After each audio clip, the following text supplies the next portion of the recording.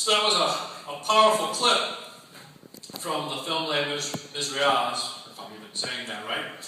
And in the scene, the person's house was the bishop, the religious leader for the community, and this young man had been there and had been invited in, and he had stolen a bunch of the silver from the bishop and had fled with it to sell it and was caught. And so the town authorities had brought him back, accusing him of being a thief. And when he was brought before the bishop said, "Oh, he didn't steal it. I gave it to him," which wasn't the truth. And then said, "But you left too early. I wasn't able to give you the best part of the silver, which is the candlesticks." And he goes and grabs the candlesticks and hands them to them and says to them, "I hope through this silver you can become a more honest person." And what he's really saying to them in that clip is, "I hope through this forgiveness you are able to change your life." Which is pretty powerful when you think about it. That the forgiveness was a vehicle for which the bishop was hoping the man's life would be changed. It's like, have you ever had those moments in your life where you did or said something and then immediately wished, "I wish I could just erase that. Make that go away. Take that back. I hurt this person. I wish I hadn't. I did this. I wish I had. I made that choice instead of this choice. And I wish I hadn't." And that there was some way to undo it, fix it, or make it better. I remember one of the most difficult choices I ever faced in my life. And I was recently out of college, and I had become engaged, and my wife and I had two best friends, one from Idaho, one from Illinois, and they both got engaged the same week I did. And we set our wedding date, and they both unknowingly picked the same wedding date 3 weeks later, and they both turned to me and said, "Would you be my best man?" On the same day, in two different states, at the same time. And that's one of those things where no matter what you choose, you feel like you need forgiveness because there's no way you can work out of that situation. And who do you ask to be your best man? When your two best friends suddenly are getting married on the same day, wanting you to be their best man as well. You know, and I could run back and think, well, maybe if I'd done it this way, it would have turned out this way if I did it this way. But there's no win in a situation like that. And sometimes in life we have those situations where we struggle with things like that. Or if you watch TV and movies, how often do you see a TV or a movie show that's about going back in time and making a different choice? You know, at Christmas time we get A Wonderful Life, which is about seeing the choices you make and the impact they have.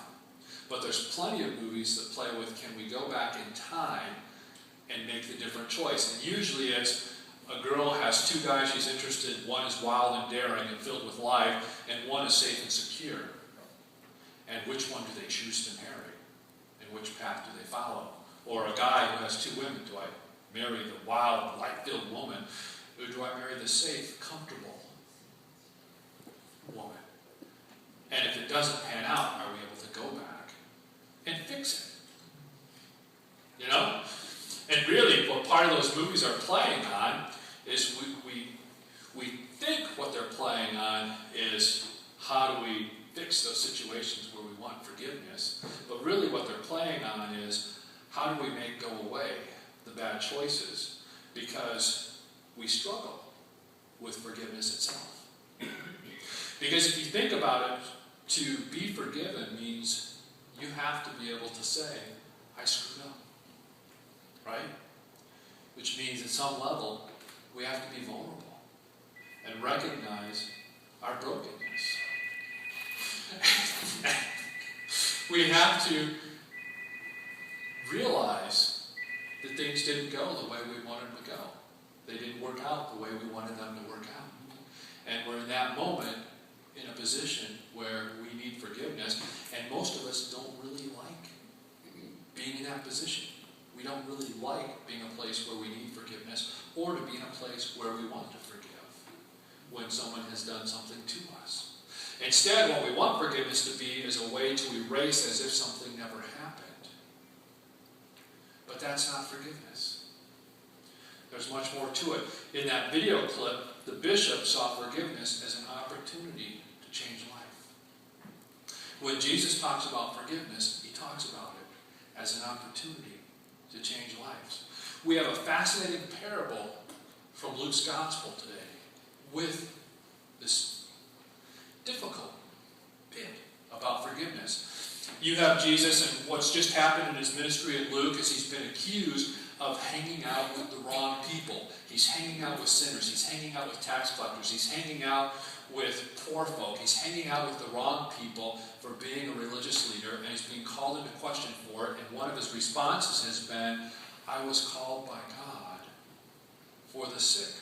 I was called by God to go to the sinners, not the godly people. And so there's a tension going on. And the religious leaders are still trying to figure out who is he and how does he fit into the greater scheme? How is God a part of this person? And so Simon, a Pharisee, says, would you come eat with me at my house? And he brings him to his house, throws out a nice feast for him. And while he's there, this woman, uninvited, comes in. And she goes up behind him and she's crying. And she starts washing his feet with her tears and wiping his feet with her hair. And she brought ointment with, and she's covering his feet with the ointment. And she's kissing his feet. And while this is going on, Simon the Pharisee, and he's a Pharisee, so his whole role in life is making sure God's faithful know the law, know what the law means, how to apply the law, what the law covers, what it doesn't cover, and what it means to be faithful to God by holding to that law. And here is this woman that Simon knows is a sinner in his house, touching Jesus, which he shouldn't have been doing if he's a good religious man following the rules. And Jesus suddenly speaks up to him and says, Simon, I got to tell you something. There's this creditor who has two people who owe him a great debt. One owes him insurmountable debt, 500 denarii. And one owes him 50 denarii, which is still a debt that most people couldn't pay back in a lifetime. And when the creditor realizes neither of them could pay it back, he turns around and forgives both of them all the day out. And he asks him a simple question. Who's going to love the creditor more? That's interesting, because what is the move he makes? He starts tying forgiveness to our ability to love. Who's going to love more? And Simon says, the one who is forgiven the most. That's powerful. Then he turns toward the woman and says, she gets it. She came in hoping that I could do something for her, and she has washed my feet, anointed me. She has done more for me than you as the host have done for me. All because she believes in who I am. And he turns to the woman and he says to her, your sins are forgiven. In fact, he says she is able to love in a way that you haven't, because she came here needing an incredible amount of forgiveness, more so than you, and is able to show me that love and her incredible, hospitable welcome with all that she did because of how much she knew she needed to be forgiven. And he specifically tells her, you are forgiven, and says, your faith has made you well. That's a hard story when you really think about it. That is a very hard story to think about, because Jesus is tying our ability to love with our ability to forgive. And that's not easy. Or to be forgiven. Because either way, we have to talk about broken relationships. Simon wanted to keep things focused on the law, controllable. But the law doesn't always cover how we relate to one another in real life. The law is there to help us relate to one another, but the relationship becomes the focus. Simon wanted to focus on the law as the means to God. Jesus is wanting to focus on how do we as people relate to each other.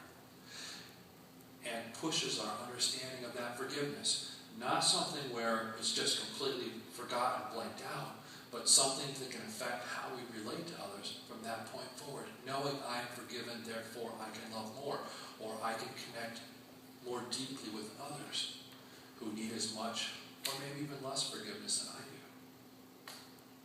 And it becomes a powerful image. Where the rubber meets the road, this is what my friend Jim is now going to face. He's going to have to struggle with, can he forgive God for letting his wife die? She was riding in a car. The person driving the car saw a family of geese jump out on the road and slow down and stop to let the geese cross. Now he's got to struggle to forgive her for stopping for the geese. And now he's got to struggle with forgiving the person behind who wasn't paying attention and rammed them at full speed, killing his wife. He's got a hard journey ahead of him. And his journey is going to be tied to, can he forgive both God, the woman driving the car, the one driving the car that rear-ended? Can he forgive his wife for dying?